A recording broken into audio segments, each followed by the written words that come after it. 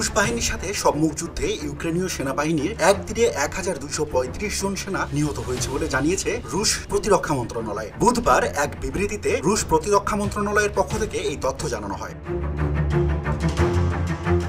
প্রতিবেদনে বলা হয়, সর্বশেষ পরিসংখ্যানে দেখা গেছে ইউক্রেনীয় সেনাবাহিনী রাশিয়ার ব্যাটেল গ্রুপ নর্থের দায়িত্বপ্রাপ্ত এলাকায় প্রায় 175 জন সেনা এবং সাজোয়া যান সহ 6টি আর্টিলারি হারিয়েছে।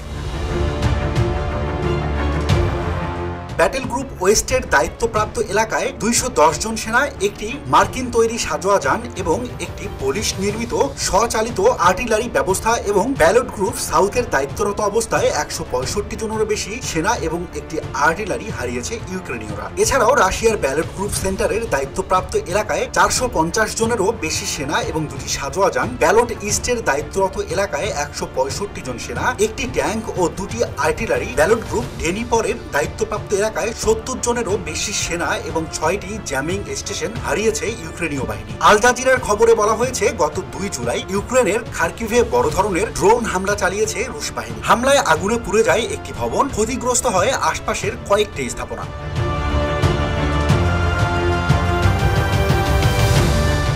অন্যদিকে খেরসনে রুশ আর্টিলারি হামলায় ক্ষতিগ্রস্ত হয়েছে একটি হাসপাতাল, আহত হন চিকিৎসক এবং রোগী সহ বেশ কয়েকজন। রাশিয়ার দাবি, ইউক্রেনীয় সেনাদের অবস্থান লক্ষ্য করেই এই হামলা চালানো হয়েছিল। আর কিয়েভ বলছে, পুতিন বাহিনী হামলা চালিয়ে বেসামরিক লোকজনদের টার্গেট করছে। রুশ সেনারা যখন যুদ্ধের ময়দানে হামলা জোরদার করছে, ঠিক তখনই অস্ত্র ও গোলাবারুদ সংকটে ভুগছে ইউক্রেন।